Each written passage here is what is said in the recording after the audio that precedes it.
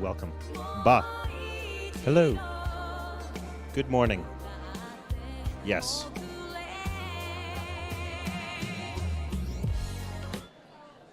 Yes.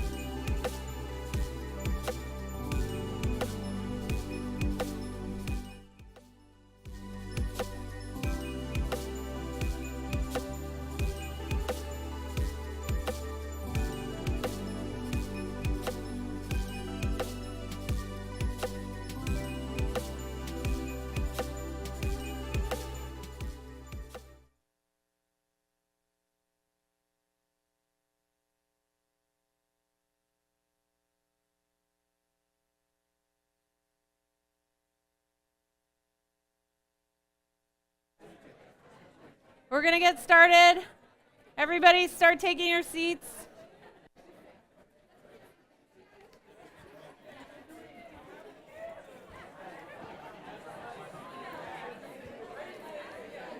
Grab a drink.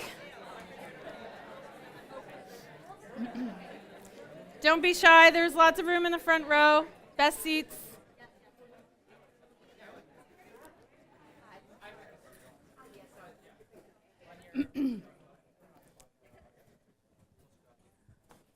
All right. You guys are good. Behaving.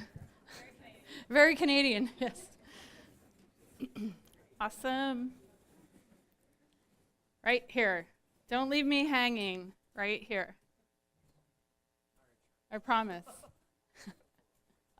Nice. There you go. Good job.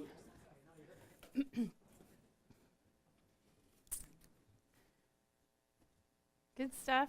Okay. Are you guys good? You guys are good? Everybody? Okay. Perfect. All right. I'm going to pass it on. Hi there.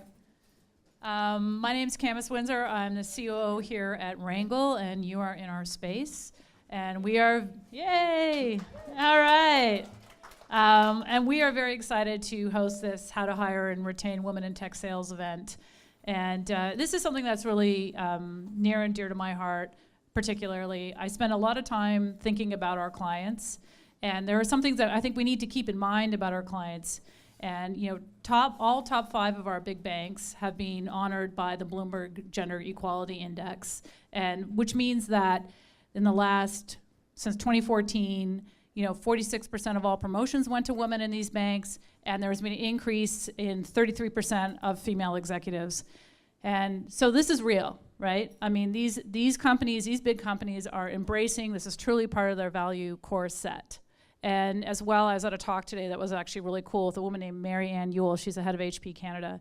And she was talking to us about what they call their diversity index. So any vendor that works with HP, if they do not qualify for their diversity and inclusion index, gets a 10% reduction, hold back in their fees. So they're really walking the walk and talking the talk. And our sales teams need to reflect both our clients' values and, more importantly, our values. So I think it's something that's really timely. I'm really excited to listen to the panel and talk about how we get more women in tech sales. And with that, I'm going to hand it over to Kim Benedict. Thank you. Thank you. Thank you very much.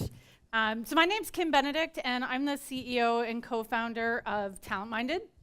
And so we are the first subscription-based, full-service talent acquisition company in Canada. And so we think differently about recruitment and talent acquisition and HR. And so we started this forum, this next generation talent acquisition meetup, just about 18 months ago, so we could get like-minded people together in a room and talk about these important topics. So just before we get started, I want to talk a little bit about our purpose, the purpose of our next gen talent acquisition meetup. So the purpose is to create a forum so we can share and network and collaborate and capitalize on all of our strengths, our knowledge, and our expertise, and come together and share that.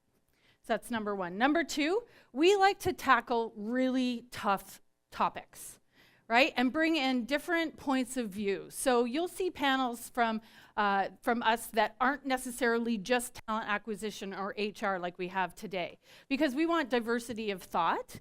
We want a different point of view, content and speakers that you may not necessarily have access to in your everyday life. And lastly, raise the bar. So our purpose, our goal is to elevate the brand of recruitment, especially here in Canada.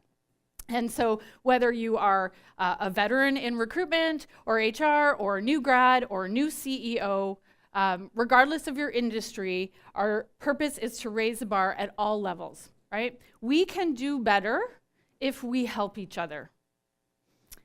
So we have a few objectives that we want to make sure that we accomplish today before we finish up this panel discussion and head back to the bar. So a couple of key objectives. So number one, we meet every other month-ish. So this is about our 8th I think, in counting, meetup. And so we try to meet every other month and really keep it going. So we actually have, in our community, over 860 members. And every month we're growing and growing.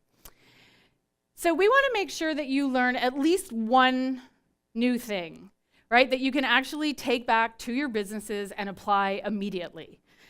So not just concepts, but actual tools, tips, tactics that you can take back and implement right away. And given the expertise of this panel that we have, I'm pretty sure that you're going to learn at least like 4-ish new things. So we want to make sure you build your network, right? Make new connections. So who here is this their first next generation talent acquisition meetup?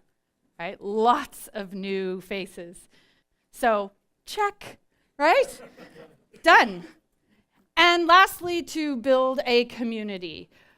So when the tide rises, we all boats lift, right? So this is very important to us to be able to share and help each other grow and develop.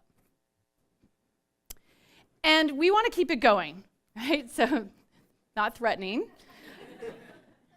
Big Star Wars fan, but we want you to talk about us. And next time, bring a friend or tell somebody about the event. So we want to keep growing. We want to keep adding value. So tell your friends or die. It's working, actually. So before we get started, this is something we just did new last time, and it worked out really well, is community news. So we want to give you a chance, not just for question and answers, but to actually share some news. So this could be an event that you want to tell us about. This could be perhaps a job opening that you have or you're recruiting for. It could be a rant, right? For you that are in recruitment, maybe Taleo rant, that can be popular. So anything that you want to share with the group. We have time for a few announcements. You have 12 seconds. And the way to make the best use of this is get up, tell us who you are, share your news, and then tell us a call to action. Lots of salespeople in the room, but want to make a good point. Tell us where you can find out more about whatever it is that you're talking about. Okay, so we have a mic. Who wants to start? Community news. Yes, Faye. I can just talk. Can you hear me in the back? Yeah. I'm looking for a head of recruiting and a director of HR. I work at Top Hat as the chief people officer. We're super high growth. We're building the foundation of the future best-in-class HR organization. Come join me. Call to action, reach out to me on LinkedIn. Like Yespa. Yespa, Jesper, at tophat.com. I'm the only Yespa in Toronto on LinkedIn. Awesome. Round of applause for Yespa. Who's next? Jay. Hello. So you're in our space, so I get 12 seconds. We're hiring like crazy. We're hiring salespeople, we're hiring software developers, we're hiring solutions architects. So before you leave, drop off your resume at the front, and we will accommodate. All right, thank you. That's what happens when you don't refer your friends. Right there. Right there. Yeah. Thank you. Awesome. Rangle. You're not hiring any women in tech sales, are you? Wrong place to be. Yeah. Awesome. Who's next? Who's next? Rant. We need a rant. Shan. Hi, I'm Shan Roberts. I'm the General Manager for Align Technology Canada. We make Invisalign invisible braces. We are growing rapidly. We've got a number of roles, but one that I think is really interesting, maybe not for anyone in this room, but hopefully someone you might know. It's a sales leadership development role. So we're looking for someone young, smart, wants to learn sales. They go to Raleigh, North Carolina, and learn in our head office in an inside sales role, and then we bring them back to Canada. It's a kick-ass role. We've only been doing it for about 1.5 years in the US, and the kids, I'll call them kids, they're mostly college grads that are coming out of this program, are hitting the ground and really over-delivering in the field. So it's a really neat role. We've only have one in Canada, and we're looking for a couple more. So awesome. If you know anyone young and wants to get into tech sales, it's a great opportunity.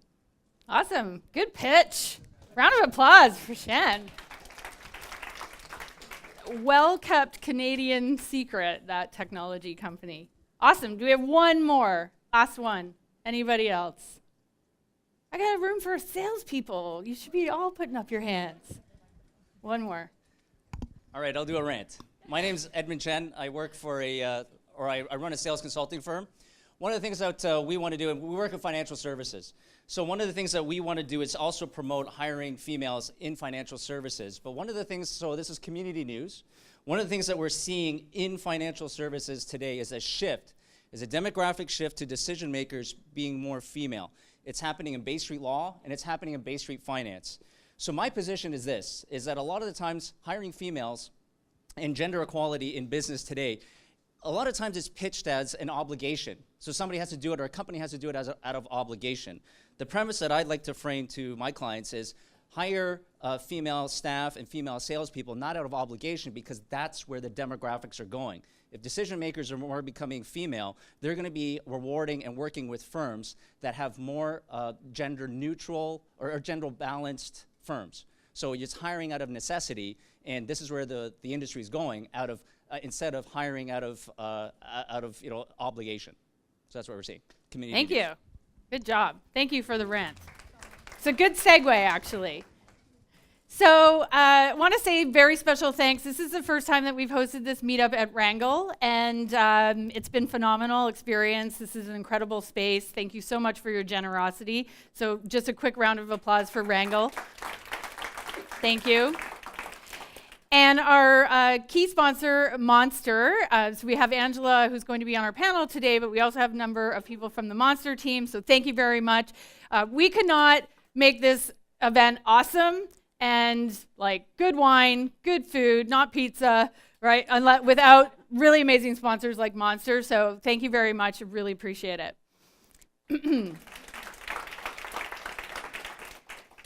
Okay, so our topic tonight, how to hire and retain women in tech sales. So why is this important? Really quickly, just want to frame up the conversation for what we're going to talk about on our panel. So it's a fact, actually. Recent studies show that only 19% of sales positions are actually occupied or held by women. Only 19%. And Statistic Canada, actually, recent study or recent report showed that only 3% increase in women in sales positions in Canada in the past decade. Over 10 years, only 3%. We know, however, that women outperform men. And we're very detailed oriented. It's 73.9%. So we know that women outperform men. A study in the US of 1,000 sales professionals actually showed that companies that had 45% or more females drove 15 times more revenue than those that had less than 20%. And so the difference is 644 million versus 42 million. So we know that we outperform. According to a staffing report, sales is the second most in-demand job in Canada.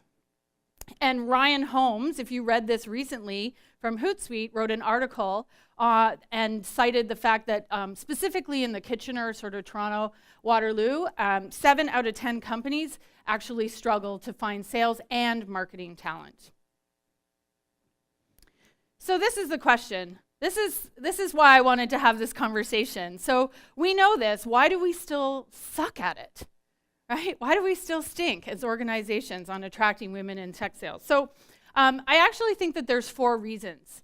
4 out of like 126 that we're going to share today. But 4 top reasons, fundamentally, why I think companies still struggle to attract women and retain them. So number 1, recruitment is broken. Right?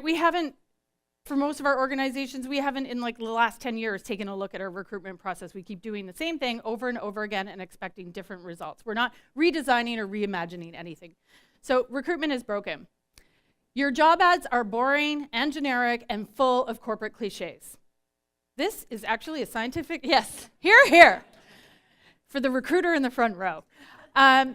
This is scientific fact, however. So I actually, it took me about 3 hours, but I actually, and I ran out of steam at 66 job ads, but I took 66 sales job ads. I ran them through Textio, if you've ever used Textio.com, and it scores your job ad against 4 million other job ads, and it looks for corporate cliches, too many bullets, too long. Like, there's lots of studies that show that women won't apply for positions unless they tick all the boxes, and took the average score of all of those job ads. And so 45% of those job ads out of 66 scored mediocre or worse than mediocre, right? 45%.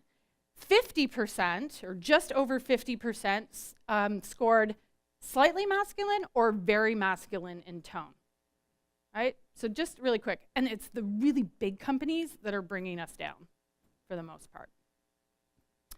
So number 3, in my opinion, companies aren't trying hard enough. Recruiting women is different, and it's different because the top of the funnel is full of men, right? Our recruiters are at capacity. They don't have time to be proactive, and companies need to adjust to the fact that it is going to take longer and it is harder, period. So you're not trying hard enough. And there's a stereotype, right? Sales is like a dirty word, right? We think of coin-operated, used car salesman. So there's still this misconception and lack of education. I actually interviewed somebody, a recent grad out of university, and she said, I will do any job you want me to do except for sales. I don't believe, I was appalled.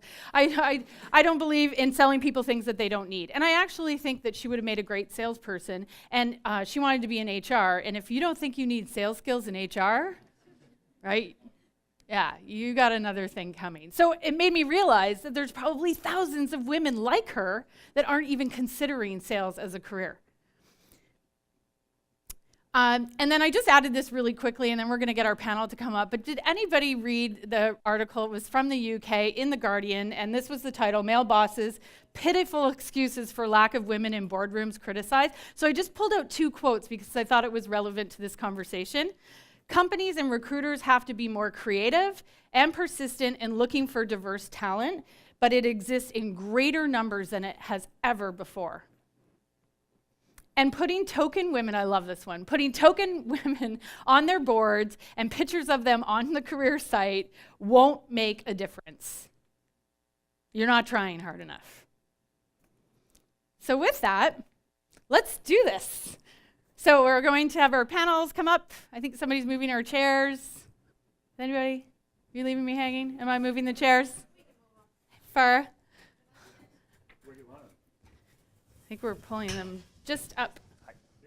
Yeah. Thank you. I'm going to sort of sit-ish. Yeah. So you're not actually in the... Yeah, here we go. Just so your heads aren't... Look at this teamwork. Is that good? Yeah, those are good. It won't be too much light in our eyes? Will it like reflect off the login? Okay. Thank you. Oh, this one's good. So as we get set up here. So the focus of this topic, so we've sort of framed it up, given you my thoughts and my 2 cents. We want to talk about the how and not necessarily, less about the what. I just want to make sure you guys can see me over here and you're not bending over too much. So we want to talk more about HR policies, programs, like internally to our organizations, and sort of steer clear of the Me Too. It's important, but we really want to focus on the business aspect and how companies can actually make a change. So you're not sitting in the right order, but that's okay. Not a control freak, but that's okay. Okay, so I'm going to introduce our panel. Guys. I'm going to introduce our panel and ask a couple of questions, and then we're going to turn it over to the floor. So we've got Jesper. So Jesper, as he mentioned already, is the Chief People Officer at Top Hat, hyper-growth technology company here in Toronto and growing in North America. And so Jesper's actually held many senior executive positions in HR and talent, companies like Uber, you may have heard of. You know, I have an affinity for you because you're one of the very first people in Canada to bring recruitment process outsourcing to the Canadian recruitment Many years landscape. ago. Yeah, it was a long time. We were a lot younger then. So lots of knowledge and expertise here, and we're excited to hear what you have to say. So we have Angela Payne, who is country manager for Monster. And Angela, you have spent years and years working in global human capital solutions. So what's interesting about Angela's background is that she has worked in, you know, a talent and HR solutions company helping global organizations, and now you're pivoting into technology sales as an executive. So really interesting, like 360 view on this topic, particularly like personally and from a profession perspective. So we have John Bodalai, and so John has years and years in very senior executive leadership roles as VP of sales in companies like PeopleSoft. You did a stint at Workday most recently as the country manager, and so has led huge teams all over the world, and we're really excited to hear what you have to say. The accidental diversity and inclusion expert. And we have Wendy Williams here joining us lastly, and so Wendy, like John, has spent many years in sales executive roles. Started her career at GE, spent many years there, then went to an organization some of you may have heard of. She was a VP of sales at Next Innovations, where I think you led a team of 300 altogether globally. And then Dimensions Data Canada, you were the country manager there, which was a $700 billion business, and headed up the Canadian division, which ran like a startup, right? And now runs her own consulting company. So welcome. So Wendy, I'm going to start with you. Who am I going to dump the big question on? So Wendy, I'm going to start with you. So you've done your fair share of hiring, obviously, all over the world. And so what are some of the things that, you know, have worked really well for you? You know, what have been the most effective strategies? You don't have to name all of them, but some of the ones that you feel have been had the biggest impact, just as far as it relates to hiring and retaining women. So this, I'll talk all from personal experience, but first of all, we have to get rid of this years and years and years. I know. A short time would work. But We're all just in terms of the startup, that's when I really felt that we really had to approach our hiring differently. And it really wasn't a strategy. Like now I guess it was a strategy, but it was more out of common sense. The most important thing for us in a startup was to make sure that we attracted a diverse talent. Like, can you imagine, we were kind of late in the marketplace, we're starting a tech company, and we needed to hire the best of the best. And so we challenged everybody to make sure when we went through an interview process that we went right across the board. We're talking genders, culture, races. Like, we forced ourselves to go through that process. We didn't hire the first person we saw. We needed to make sure who we hired was the best of the best. It was also so important. Can you imagine, how do you buy into a vision of a company when you're sitting in Starbucks and they're saying, is this your office? And you're going, yeah, for now. Like, when are you going to get an office? We have no idea. When you start to sell. And so, you know, it was, you know, you really had to get them to buy into this vision. So the other thing we looked at is, I know everyone, you know, they scrutinize resumes and they look at career history and they look at education, and we're like going, okay, you know, that got you the coffee. But what we really needed to make sure is that they had more EQ and IQ. Like, we really needed them to be passionate. We needed them to be driven. And, you know, in our case, you know, very, very detailed oriented, and really want to get, the whole was greater than, you know, the sum of the parts. Everyone had to buy into what we wanted to do as an organization. So I would challenge you that when you are really recruiting talent, you know, really challenged your hiring managers to look at all the diversities, all the talent pools, and really make sure that that resume is just a check. And it's really about the EQ.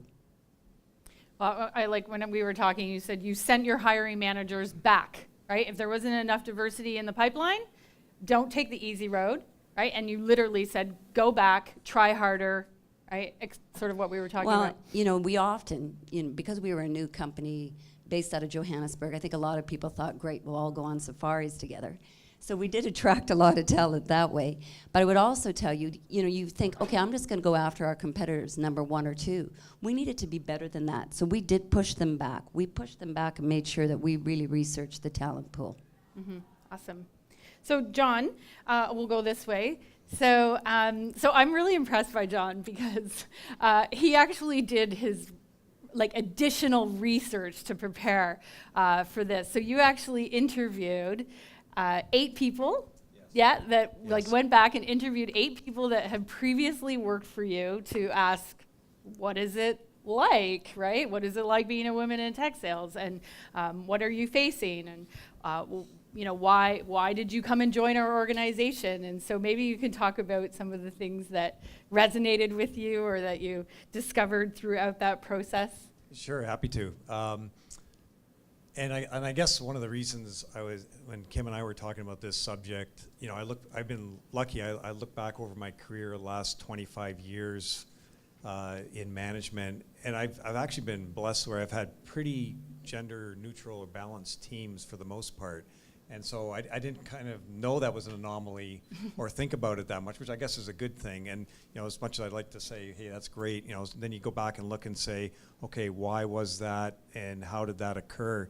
And I've worked for large companies, and I've worked for small, and sort of you can see some different patterns in that. But I called up 8 of the women who used to work for me, both in sales management and sales rep roles, and I go, okay, I'm a guy, and I never really thought about this.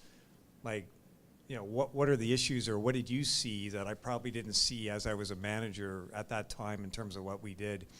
And a few things stuck out in my mind, and again, there's a reflection on the companies and the individuals. They looked at different things, like mentorship was a big thing for them. And they said, hey, and I've helped them with that, others have helped them with that, and not necessarily a female mentor, or that is obviously a very good point, but also male mentors in the company as well too. So it doesn't have to be necessarily the same sex. But having a mentor or somebody in that organization they can go to from a sales perspective was good. The other one, and it surprised me, and of course I didn't see a lot of it, there was, and not necessarily under my watch, but in previous sales jobs they had, a lot of what I'd call cliques in little groups. One female rep mentioned, she goes, John, the first sales job I had, I was the first female there, and the men would go to lunch every day and never included me in this group. So, and I look back and say, so it's very important, the takeaway I get from that, and there was other examples which happy to talk about later, but it was, you got to look for those groups. And by the way, it's not just a male or female to me. It is, I agree wholeheartedly, Wendy, it's the diversity. Like, that team should be diverse, whether it's ethnicity or other factors. And you got to look for those cliques and make sure that you balance those correctly in the organization. And that was another big thing they talked about. And the other one I learned was management style. And again, I don't think that's male or female. I think that's individualized. And I'd say when I was first a manager, I was like one size fits all type of approach. That's how but then you learn over time that you've got to deal with them differently. And there are sort of gender specific trends that happen in that. I found females were generally more detail oriented, relationship building, and these qualities where men have traditionally in that sales role been that sort of hunter aggressor mentality. And again, I'm generalizing, so don't shoot me on that. Some of the statistics say the same things. But regardless of what that is and who that individual is, you just need to accommodate management style for the different people that you have. Again, whether it's male, female, or different ethnicities as well. Or provide training. Yes. Yeah, to recognize. Awesome, thank you. Angela, so we're going to talk, first question I'm going to ask you is put your monster hat on. Sure. Yeah, so we talked a lot about this, and we talked about the job ads and Yes. my little experiment that I did there. But from your perspective as country manager for Monster Canada, what are you seeing organizations doing differently or trying to do differently, like the good job ads, Right. Yeah, what are you we seeing have like lots kind of of as a bad trend? ones. Yeah. Yeah, we can't save everybody. Yeah. I think, we did talk about it, and I did a little bit of my own research, even with the data we get, right? I mean, 20 years in that space, we collect a lot of data about people, about demographics. And, some of the things that were interesting, and Kim and I talked about this, was, okay, so the demographics on Monster, we have a couple million people a month who, are on the platform. So it's a pretty good, number of people you'd see come through the site. And, essentially our demographic breaks down almost completely equal, 52-48, actually 52 female, 48 male percentage. And so then you'd say, okay, well, that's equal. Okay. And then you'd say, okay, well, how many sales jobs do you run on the site, at any given time? And we run, over 1,000 sales type jobs, anything with a keyword that you would put in with sales. And, that's still a fair amount. And yet you then think, well, how is it possible that you have such a change or disparate between how many females potentially apply for those jobs or not? And then you sort of go back to and say, okay, well, could you look at some of those job descriptions and, see what some organizations are doing perhaps better than others? And you come up with a lot of different things. And again, these are fairly well documented, right? Forbes does a lot of write-ups about, male, gender type job descriptions, things like ninja and superheroes. And these are not connotations that you generally make with women. That's sort of male content. But lots of people don't even recognize that. So they just, they're looking for a sales ninja. What the heck does that mean? And generally women would not, because Kim said earlier, they want to check all the boxes. They might not apply for those types of roles. Not strong ninja skills? Yeah, not strong ninja skills. Well, I have strong ninja skills. But so we've seen companies start to, some of the work that we do in employer branding, we've seen companies start to be more reflective of their culture, right? So actually documenting and showing how many women sit in their executive teams, what percentage of women sit in leadership roles, what percentage of women have a flexible work schedule or have, true flexibility at work, not pretend flexibility. And so some of these types of things that, companies are getting a little bit better at, they're getting a little bit more humor inside their job descriptions when they're good at it. And so those are getting a little bit more of equality in terms of the types of people who apply to them. But I would still say for the most part, we're not trying hard enough. Even if I think about Monster as a global organization, we have a lot of females and a lot of women in the executive suite, and almost a 50-50 split. But yet there's things that, as a woman, I'm not sure that I even notice sometimes, because I've been so, I've been in the space for so long that sometimes they get pointed out to me and I think, oh, geez, that there's actually something there, but you sometimes don't even see it anymore. You get a blind spot to it for sure. I think one of the best examples of that was the recent Salesforce where the HR challenged the CEO that there was a compensation gap. And a lot of times in sales, we talk about the fact that it's the most gender neutral job family. But when they actually did a review, they found out that they had a $3 million gender disparity gap on their hands. And they fixed it, but then when they acquired a company after, they had another $3 million gender issue on their hands. So he didn't believe it at the beginning until they actually were able to prove it. So perfect, that makes sense. Awesome, thank you. So Jesper, so you're growing like stink, you said, and hyper growth, and I'm sure you cannot hire fast enough, right? So what are you experiencing? What are you doing differently? Like what's working, what's not working? Tell us what's failed miserably. From a gender standpoint, trying to balance it? Yeah, we're here to talk about women in tech sales. So let's talk about women in tech sales. So I look at it two ways. You can either get your unfair share of the talent in the market, or you can try to increase the number of women in tech sales. So we're tackling both sides of the story. So to get our unfair share of women in tech, we look very closely at, we use Textio. Hopefully we scored well.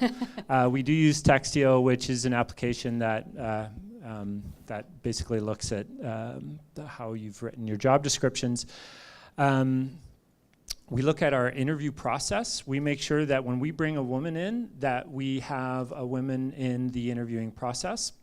And we are very fortunate in that more than half of our sales leaders are women. So we're lucky there.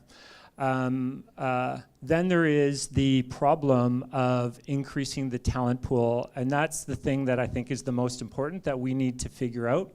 We're doing a couple things at Top Hat. I don't know if you folks have heard this, but we've launched something called Top Hat Sales University.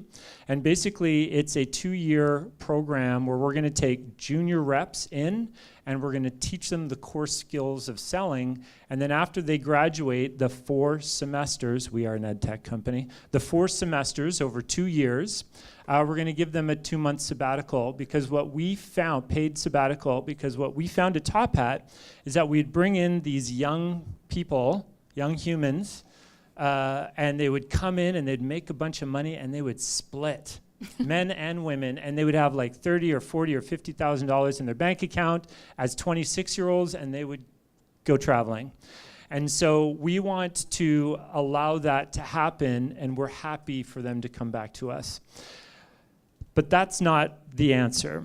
The answer is, how do we make sure we get balance coming in the door? How many people here know Jim Hamilton at Queen's University? Hands. I do. I thought there would be more people, honestly. With Jim Hamilton, who's a professor, a business professor at Queen's, and a group of folks in the tech world, we are actually doing research. We're going to grade 12 students and to 2nd and 3rd year students, and we're asking them about their perception of sales. And we're going to women specifically and asking about their perception in sales. And as we all know, the stereotypes, well, they're alive and well. And the reality is, tech sales is an amazing career.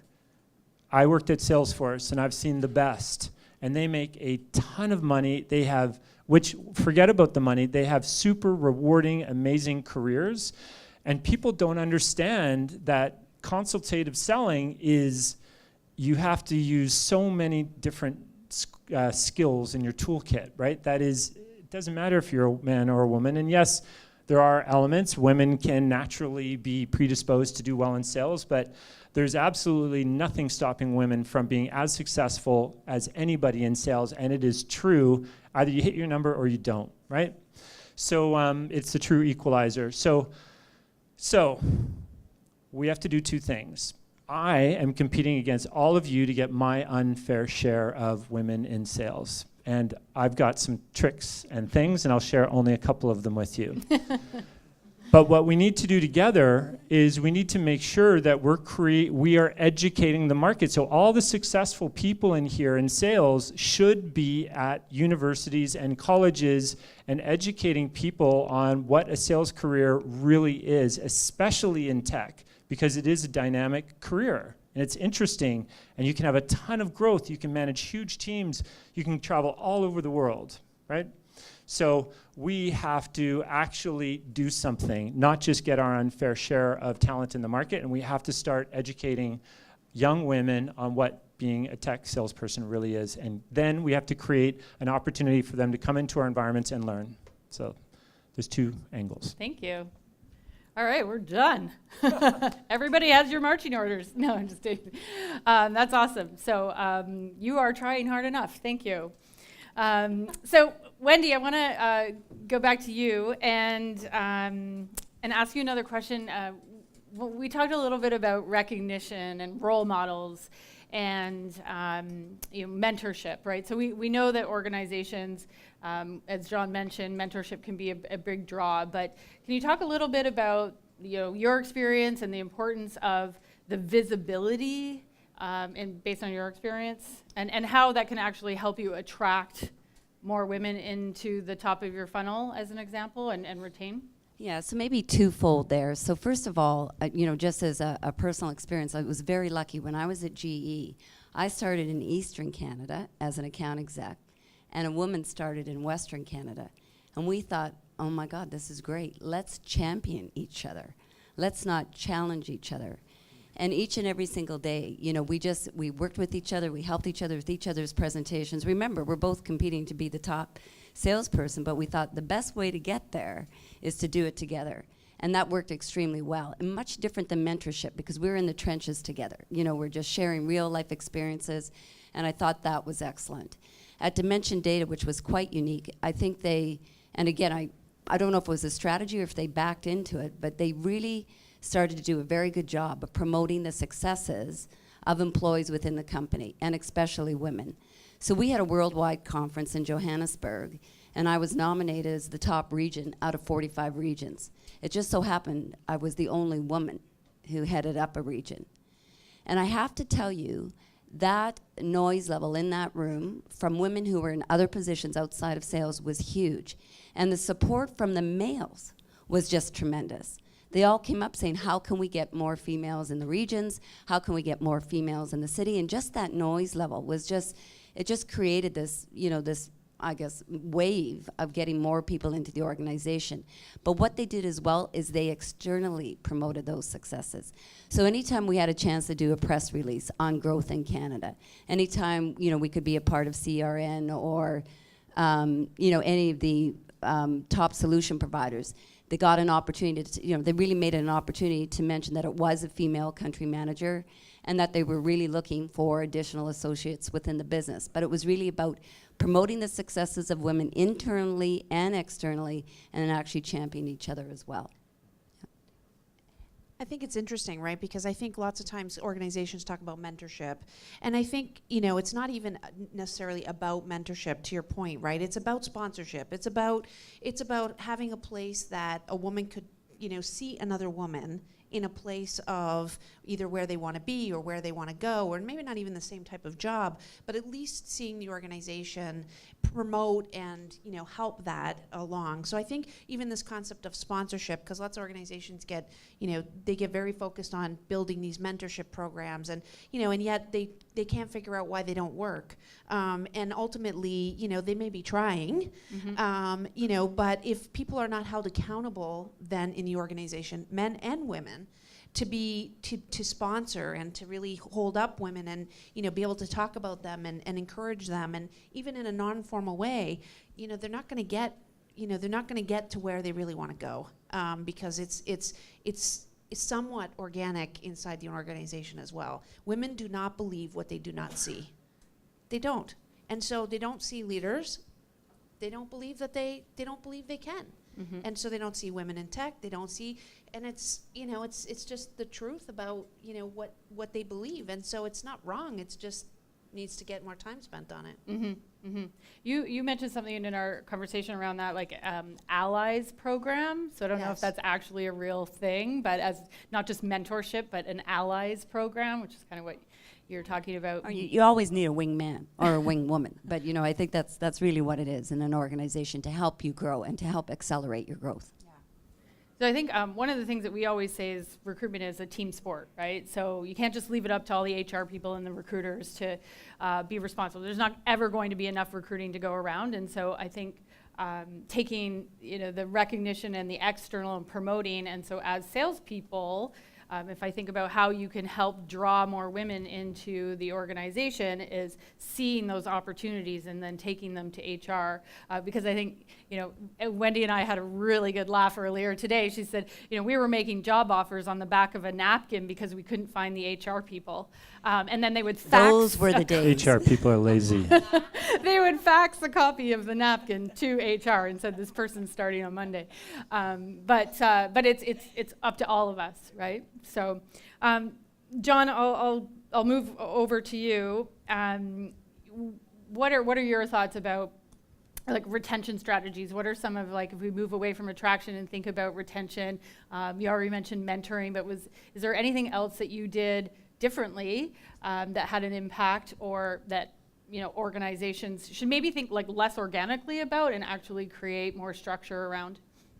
Something that comes to mind is with retention is really the career path and the ability to work with it. Like one of the things I love to do, and I get personal satisfaction out, is taking somebody who says they can't do something, but has that potential, and giving them the opportunity to do something like that. And I've seen that with, quite honestly, like a lot of women. They come in, they go, John, I couldn't do sales. I could not do sales. I could not do what you do or you guys do. And you go, okay, great. But you see the potential in that individual, and they have the emotional intelligence, and they have the IQ to be able to do that. They just don't have the confidence and encouragement. So taking and giving them that confidence and encouragement to do that. And the way you do that, I remember one lady specifically, she joined as a receptionist. I moved her to inside sales. And she goes, John, I could not go on a sales call. So I go, okay, come, let's go. And I'm going to run it. I'll do it. You just watch, right? And we go and do that. And we do that a few times. And then we go, and I say, okay, we went to this customer. You do the proposal. You've seen me do it enough. Like, you write the proposal for the customer. And then they get they're getting excited about that, and they're doing that. And the next step is, okay, you create the presentation. I'll still do it, but they create the presentation. And then they deliver the or part of the presentation. And so you transition them into these roles, and then and you watch them sort of flourish and blossom that way. And I think, particularly with a lot of women, I found it's that confidence and encouragement that they need, because they look at, and it goes back to what we talked about from university. My daughter said that, you're in sales, Dad. That is gross. There is no way I'm going to do it. Now she's taking a sales and marketing course at Niagara College. So, but it's that perception is the one thing, but again, that encouragement and confidence, because they can do that. They just got to be able to see that they do that. And I think you can, so we've taken where they go from, say, an inside sales role or a pre-sales role, or then you create parts of a sales role, and you again, I would do this with anybody, whether male, female, because was a book, Now Discover Your Strength. You look for these people where they're strong in one area, and you build around them if they have the potential. And that's a great way to get, I think, more women involved in sales and be able to, put them in a position of success so that, you retain them in the organization. There's so many new career pathways for sales, right? It's customer success, pre-sales channel. So there's more pathways. And I think that's worked for you as well, Wendy, is it's like pulling people from different parts as far as looking for women in other roles. And then building around them. So one more question for Jesper, and then we can open it up to the floor. We talked a little bit about metrics. So you don't measure time to hire. So from a talent perspective, an HR perspective, what are some of the things that you're measuring that might be different or unique to the way that you're going about recruitment? Yeah, so on the recruiting side, we measure funnel metrics, so ratios. So outreach, so when recruiters reach out to candidates, what's their conversion ratio? So how many people do they connect with, whether it's a yes or a no? How many of those convert into being presented to a hiring manager? How many get into the interview process? How many go to offer, and how many go to hire? And my rule of thumb in sales is always we should be at around 4 or 5 to 1 submit to hire for sales. So submit means the recruiter is putting their stamp of approval on the candidate, and a hire means the hiring manager agrees. When you see that ratio start to slip past 5 and 6 and 7 and 8 to 1, there's a disconnect. Either the recruiter doesn't fully understand the role, or the hiring manager doesn't have a sense of urgency, or they may not be fully in tune with what they're looking for. So ratios, that's how I've been running recruiting for like 10 years. Recruitment capacity, or recruiting to capacity. Was and the then other one. another recruiting is sales. I did a presentation at some company's conference like 5 years ago, and we were comparing recruiting to sales. There's inbound leads, so you create inbound traffic through your brand, your posting, your social strategy, and then you've got outbound lead gen. So you've got, at Salesforce, we created inbound BDRs, essentially, that managed inbound candidate flow, and we had a ton of traffic. And then we created hunters, outbound BDRs, sourcers that were doing lead gen for certain type of positions where we were hiring multiples of the same type of role in the same location. Then we had the recruiters. They were the salespeople managing the process and closing candidates.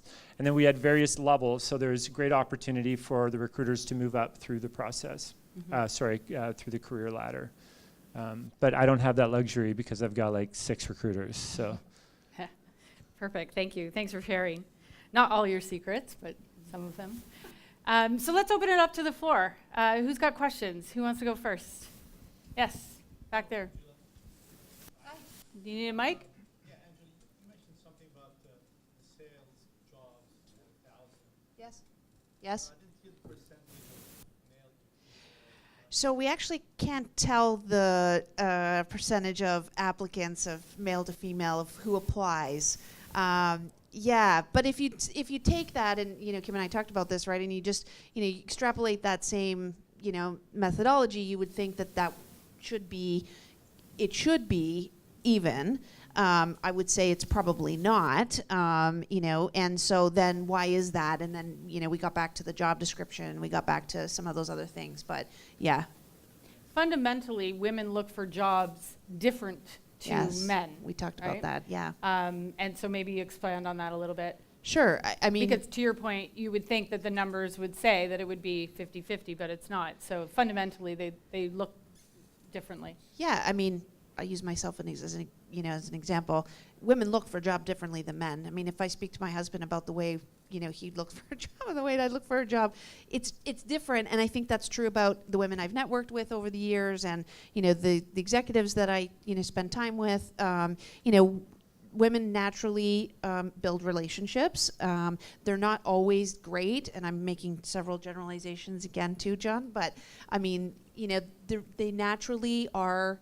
They're naturally relationship builders. If you think about, especially early in their career, they're generally not askers, they're givers. And so if they're networking or they're trying to find a job, perhaps not even in sales, they ask a lot of questions, but they don't ask for the want that they have, right? So the best advice I always give women, no matter, sales or not sales, and they ask me for some sort of tip, I'm always like, listen, you have to be very specific about what you are asking for. No one's going to go and say, oh, geez, I'm really going to go help Angela find a job today. They don't have the time. That's not what they're, that's not what they're built for. But if you go to them with a very specific ask, which women generally don't do, they can do, but you go to a very specific ask to say, okay, listen, there's 5 people in your network that I'm really interested in talking to. Could you connect me to these 2? The answer I'd give is of course, for sure. And I'm sure Jesper would same, John, anybody would do the same thing. But you have to ask, because no one's going to sort of create that for you. And so I think that's one of the keys to just getting a little bit more access. I think to that end, it's supercharge your referral program, right? If that's how Provided that there's gender balance in your workforce. Yeah. Because Yeah. But you can get external referrals too, right? Like I'm a big advocate for not just employee referrals, but friends of the firm referrals. Yep. I'm And some always liking your organizations job give ads. double, right? Yeah. I read actually in the, I think it was Forbes, I had an article that, I don't know if it's HP or who, but they have a $2,000 referral program, but if you refer a woman and they get a job, it's a $4,000 referral program. Nice. So it's it's a much bigger. Walk the talk. Yeah. Yeah. Perfect. Awesome. Next question. Shem, right here.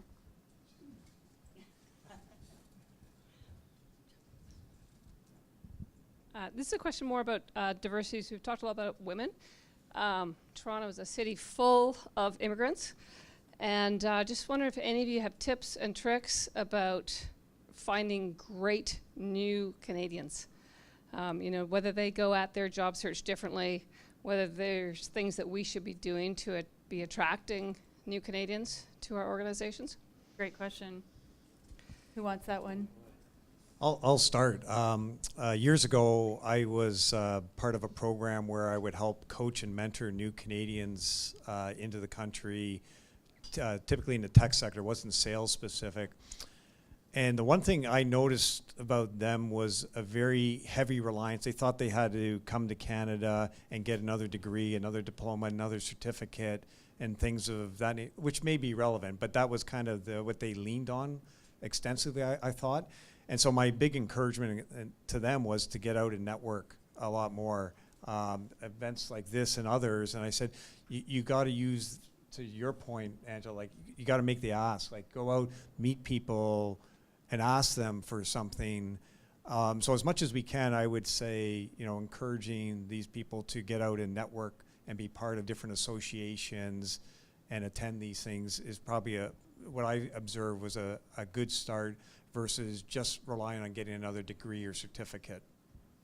I would answer, I'll pretend you asked a slightly different question. It's like, how do you make sure that you have a really objective interview process is really, really important so that you're not hiring the cookie cutter person over and over again. So we're growing at 50 to 70% a year, and that's revenue, and headcount is pretty close to that.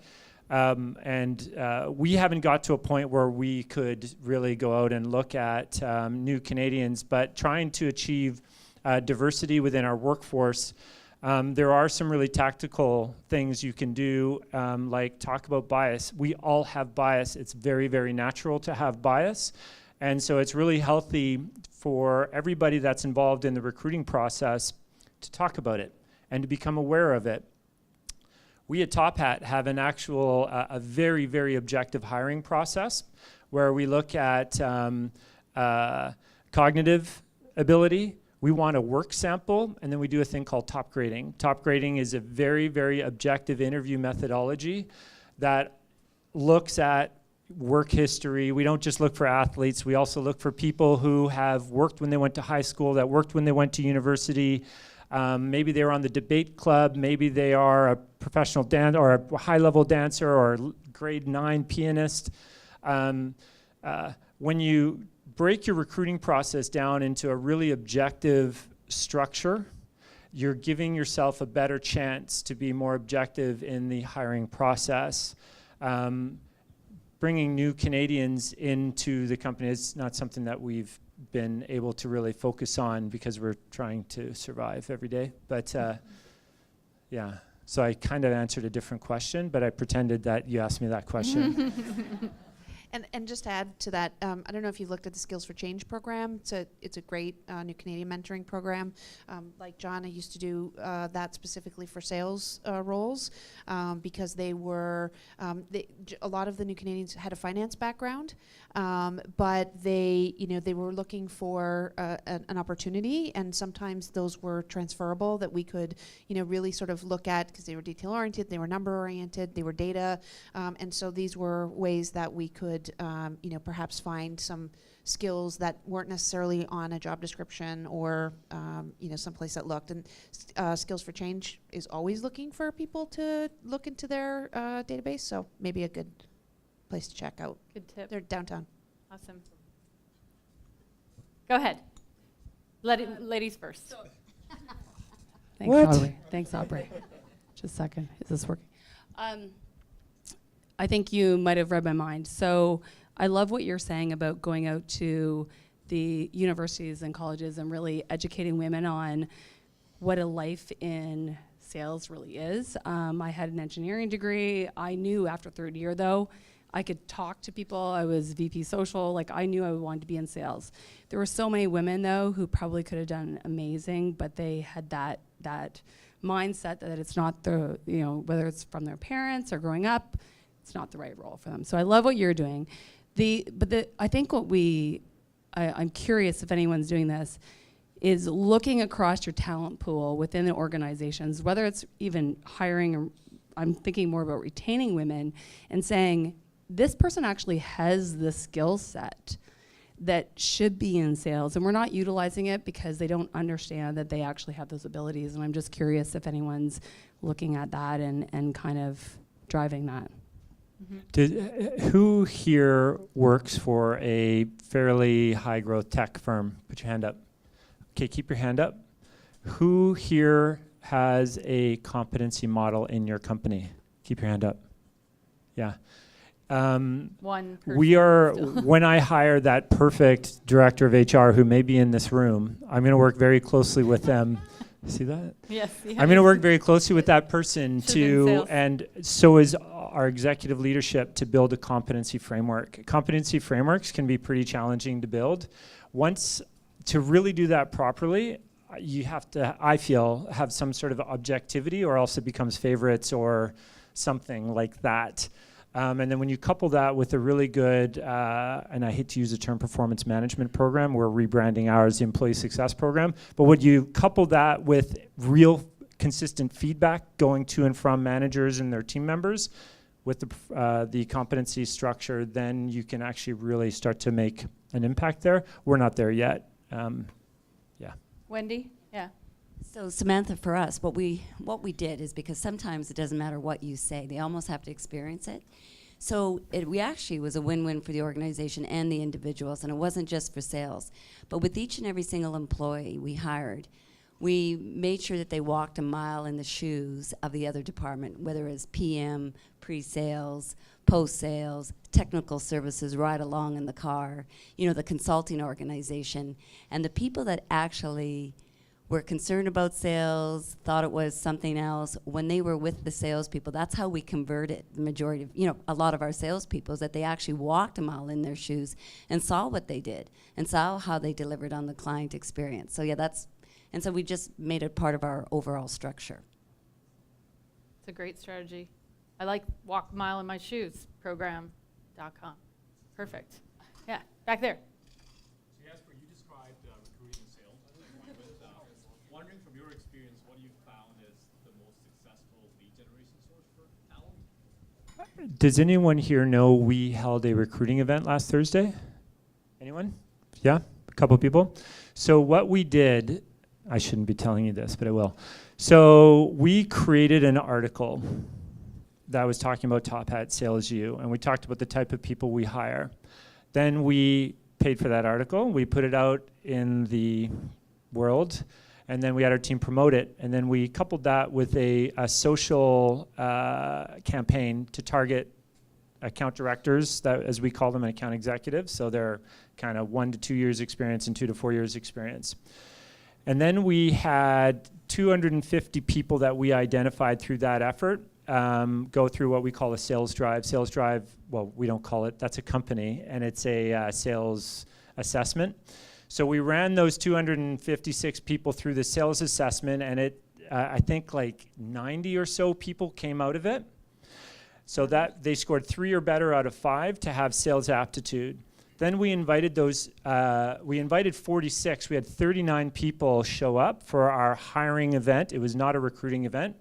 And we do the Wonderlic, we do the top grade, and we do a Prezo. So when I talked earlier about sample of work, it's very, very easy to get a sample of a salesperson's work. Get them to do a pitch right in front of you. We had this crazy thing going on. We're moving people around. We had them in there from 6 to 10. And we ran them through a full gamut of hiring, and we ended up hiring, so far we're still kind of getting the offers in, accepted. We extended 13 offers, 13 out of 39, and we'll probably end up with 11 hires. So that is very, very tactical, but we used our PR person to help us create the story, get it in the right place. We used our employee population to pump it out into the social world. We did build some social ads, and then we got from the ad, we got 11 of the candidates. We got another 15 from referral, and the rest came in through inbound traffic. So Angela, it's all about brand, right? At the end of the day, right? Absolutely. I mean, the brand of, what you want to say about your organization, who you are, what you look like every day, what's the, day in the life of, right? These are all things that are, that an organization or an individual can go anywhere to look at, right? I mean, they can go to Glassdoor, they can go, they can see culture in your organization. So even if you're, trying to change or, build your cultural organization, you have to really build and buy, and sometimes buy, the brand that you're trying to create, the culture that you're trying to create. And whether that's, an equality culture or a collaboration culture or whatever that is, but, really owning that and just, being what it is and calling it out what it is, being, very transparent about what your organization's trying to be, you're going to end up retaining more people in that type of organization anyways, because everybody knows that one of the top reasons people leave organizations is company culture. And so we could talk about it all we want, but if you actually don't do it, it's And when you change comp plans, it's number 2. But it's really, really important not to pretend to be someone you're not. absolutely. And one of our core values is aggressive growth. We had a town hall a couple weeks ago, and someone said, "Hey, Mike, our CEO, are we really a startup? We're 300 people." And he simply responded that startup is a state of mind, right? It's crazy being in a startup. And for all of us here who are in one, you know exactly what I'm talking about. Like you have to be good with change. You can't be seeking stability. You have to be seeking adventure and high growth, and to a degree, as much as you can have it, meritocracy. Aubrey, I didn't forget about you. Aubrey. So I have maybe a two-part question. The first one is, when it comes to retention, what's the biggest misconception out there when it comes to retaining women in sales roles in tech? And the second part of it, from your own personal experience, whether that be professional or not, any lessons that you've had to learn the hard way around losing women rock star salespeople, things you could have done differently, and what you would tell everyone in this room about how not to repeat your mistakes? That's like great question. It's a book. I'll say one thing. We had, so I've been at Top Hat for a year and a bit now. We had 2 or 3 women leave the sales org about 8 or 9 months ago, and they were really strong performers.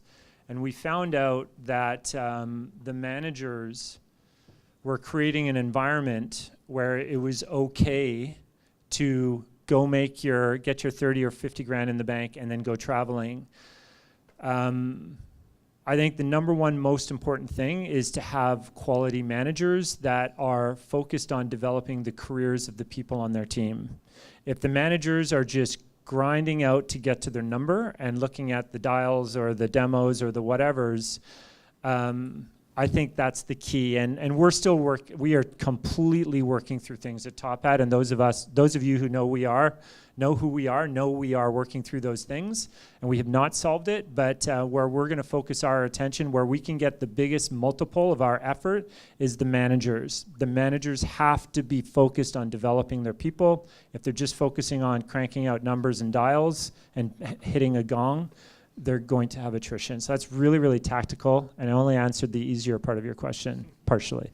John, do you want to? I'm going to put myself out on a limb a little bit, and maybe I'll get some advice from the HR and recruiting part of the group here. So I had a situation a while ago where I had an opening for a sales management role, and there was a lady who worked for me who thought she was the de facto sales manager that was going to go into that role.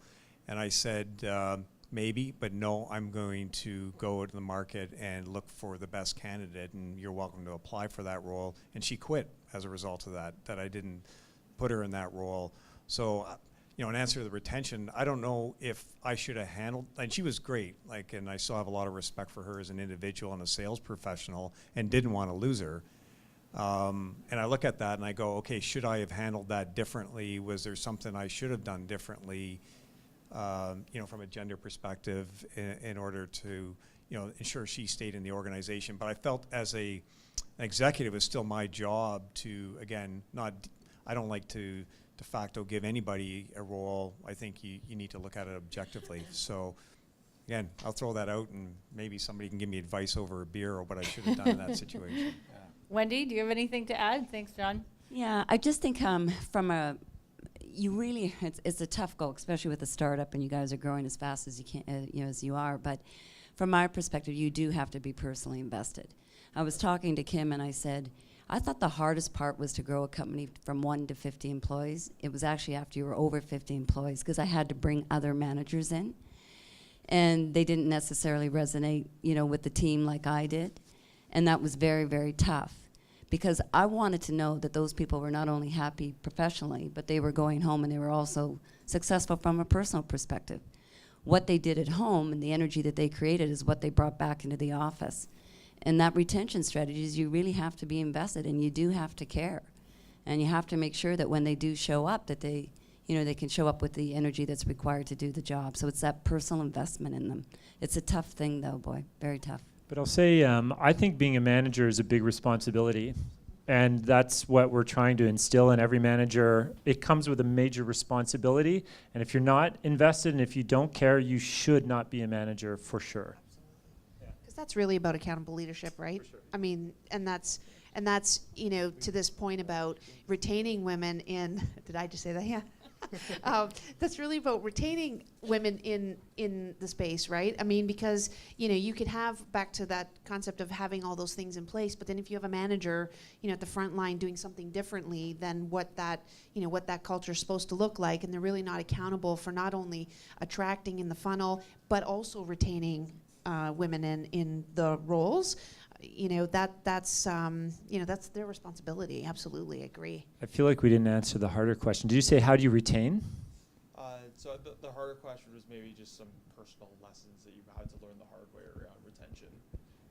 I don't think it's different. Like men are. I mean, it's really sort of, to me, the individual, and that's the kind of way I looked at it always. Is they're all. Yeah, exactly. Like my big lesson was, you know, again, early management days, treat everybody the same, and it's kind of that one size fits all approach, and that doesn't work. You got to address both the personal and the professional needs of each of those individuals, and make sure you're kind of resonating with them and saying, how am I helping you? And I was, I mean, that was my line always. I said, I work for you.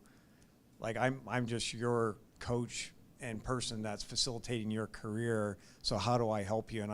And not just me specifically, but you try to create a team of that around you, so that people are feeling that, like, my job is just to enable you in that organization. So how can I best do that? And if you kind of have that servitude attitude about that, I think it just goes a long way to retention. And then I can be the mean old boss at the end and says, well, did you make your quota? Two things I'd like to add. We've touched on it a little bit here, but flexibility. Like sales can be a very flexible role for the most part, but you alluded to something earlier, like true flexibility.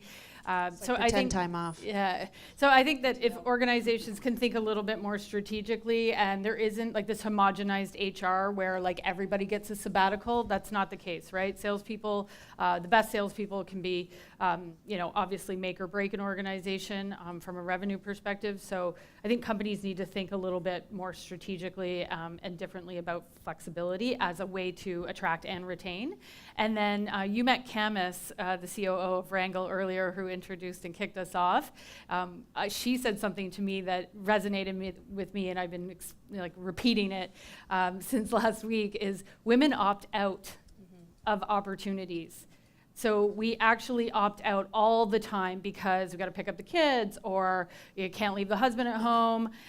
You know, with babysitting for a week, like we can't pick up and fly out to a prospect, and so we opt out all the time without trying a little harder or asking for a different scenario or solution within our organization. So I know that doesn't answer, and it's kind of like one-to-one, but I do think that those are some of the how-tos and how organizations, like when I say we're not trying hard enough, oftentimes because we're not thinking out of the box or getting more creative and persistent about some of the things that we do. So hopefully that actually, helps. Kim, sorry. When I was doing my informal survey of people who work with me, flexibility was a key. Like, I asked them, why did you go into sales and what kept you in sales? And flexibility was a key component. Obviously, raising families and whatnot, they felt that a career in sales gave them that flexibility in order to sort of balance both personal and professional life. And even if you think about the types of perks, benefits, right? You know, if you thought about that paternity leave, for example, was a perk for or a benefit for a man, in actual fact, that's a huge benefit for an organization to have, so that they could actually take time, so that their wife could, or their partner or spouse could could advance their career. Yep. So thinking about, they're not always set just for that particular gender, but they help the family unit. Mhm. And when they help the family unit, they ultimately help the woman. Housekeeping services. That's what really gets us going. Concierge and housekeeping. You'll win every time. Okay, perfect, awesome, thank you. That's great insights. So I think we have time for one more. So, sorry, where do I go? Here. Need somebody watching out for me because I can't see for both sides. John. And our panel's going to stick around for a little bit, right? So we can ask and answer some questions. There's beer and food, I'll stay. Yeah. You're in. All right. My Yes. question is actually for you, Kim. Okay. And then just a couple of thoughts, and then I figure we're here because there's a problem. And I don't know what everyone can do, but there are a couple of things I could do. And if everyone might take that approach, maybe we can make the problem better. I can't always be the best at my own problems, but I'm good at helping other people with their problems. So my question is, you had a 79% more effective stat for women over men in sales. Can you talk a little bit more about that, where you got that maybe? Yeah, so it was 74%. Okay. But that stat was a study that was done, it was US based, because we don't always have the relevant stats here in Canada, but it was a US company that did a study on 989 professionals over a 7-year period of time and tracked the success of women versus men and who was outperforming and underperforming. And so the statistic came from that study that showed that over time, women actually outperformed their male counterparts when it came to hitting sales targets and driving revenue numbers. Sure. Yeah. And the reason I ask isn't that I don't believe you, it's because I might want to quote you. And the way I can help is, I work with predominantly, not always, but more HR women than men. Mm-hmm. And many times they ideally look to me for advice. So I'm going to call them out and say, look, if you're having problems, why aren't you hiring more women? Because they will produce more, and they're going to be a great employee. And Yeah, I think we can all do a little bit to kind of help the problem. And I think that if that's a true fact, which it is, let's just bring it out there and call them out, and Yeah, I they'll think be better off for it. It's not just like a nice thing to do, right? Or it's not just because it's the right thing to do, but there's actually a great business case for trying a little harder and maybe rethinking or reimagining some of your policies, your assessment, how you select, your employee referral program, your perks, your benefits, how you represent and position your brand. So all of these things, like recruitment is hard. There's no silver bullet. And so all of these things can make or break a big difference, and even if we just get one more at the top of the funnel. Perfect. So like I said, our panelists are going to stick around, very generous with their time, so we can ask and answer questions that maybe you didn't get to. But a big round of applause for our experts. Thank you. Thank you. Thank you. So I'll let you guys go back to your seat, and we're just, wait, we're going to wrap up. Sorry. Don't move yet. You guys can move. Thank you. Thank you. Just need 2 more minutes. Okay, so as I mentioned, just really quickly, a couple announcements. And want to thank Rangle again. One last round of applause for Rangle. Thank you so much. Really appreciate this. Hopefully we'll be back. I also want to thank our team, Talent Minded. So we run this meetup sort of on the side of our desk when we're not doing our day jobs. And one of the things that I consistently hear is how engaged this team is and how well run these meetups are. So I just wanted to take a moment to thank them for being here and for being so special. We have an awesome team, so thank you, everybody. I especially want to shout out to Haley and Leah because they're my mains, and you guys do a great job. There isn't anything that you don't think of before me, so I am very happy to have you on board. So I want to say a quick word about Monster. So generous of you to help us and support us and have great beer and wine and food. And if you're in HR or if you've ever looked for a job, like oftentimes we think about Monster as like a job board or in the job ad space. And I was surprised when I was talking to Angela to learn that you're 20 years in recruitment and in this business.